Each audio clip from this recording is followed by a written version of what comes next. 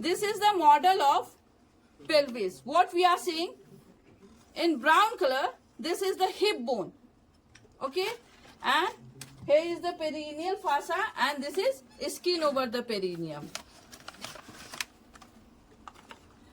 In blue color, what we are seeing, this is the pelvic diaphragm, which is made up of levator ani muscle plus coccygeus muscle. Levator ani, that is pubococcygeus plus iliococcygeus, and ischio-coccygeus is also known as coccygeus muscle. Okay, so what we are seeing here, this blue color levator ani anteriorly attached to the posterior surface of superior ramus of pubis anteriorly, and posteriorly it is attached to the ischial spine, on the internal aspect of the ischial spine, and in between these two bony attachment, in the middle it takes origin from the thickening of the obturator fossa, that is known as arcus tendinus. Okay, here on the lateral pelvic wall there is one muscle that is known as obturator internus, which is covered by obturator fossa. Okay, in white color on the lateral pelvic wall, what I have shown is the obturator internus muscle, which is covered by the obturator fossa. This side and also this side in white paper. Okay, so there is thickening of the obturator fossa, which is known as arcus tendinus, which give attachment to the levator ani muscle in between. Okay, now pelvic diaphragm allow the passage of this rectum, and below is the anal canal. In pink color, what we are seeing is the anal canal, and above is the rectum, and anteriorly this is opening in the pelvic diaphragm, that is known as urogenital hiatus, which allow the passage of urinary bladder, and in female also the uterus. After the crossing pelvic diaphragm, it also crosses in green color. What we are seeing is the urogenital diaphragm. This one is urogenital diaphragm, which is made up of deep transverse perineal muscle and external urethral muscle, and inferior fossa of which is also known as perineal membrane. Okay, so from inferior aspect, what we are seeing, by the side of anal canal, these two pyramid shaped or wedge shaped space by the side, it is known as ischio-anal fossa. Okay, now coming to the boundary of ischio-anal fossa, superiorly what we are seeing is the pelvic diaphragm shown in blue color. Below there is perianal fossa and the skin over the perineum.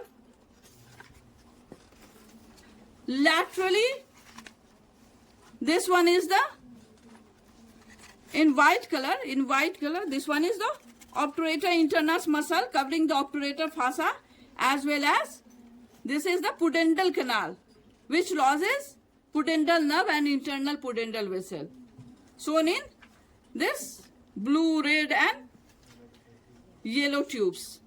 Okay, so this is the lateral boundary, and medial boundary is what? Is the anal canal. Anteriorly, what we are seeing, this green color, this is the perineal membrane. Okay, and posteriorly is the sacrotuberous ligament and sacrum, coccygeus muscle. These are the forming the posterior boundary. Okay, now coming to the fossa of the ischio-anal fossa. So what we are seeing in white color, this is the obturator fossa. In pink color, from internal aspect, or you can say from the inferior aspect, This pink color, this is the anal fossa covering the levator ani muscle. As well as this pink color, this is covering the anal canal. Both of this pink color is the anal fossa. Okay? And here what we are seeing, this white cloth, this is the lunate fossa. Lunate fossa, which is closed at the top.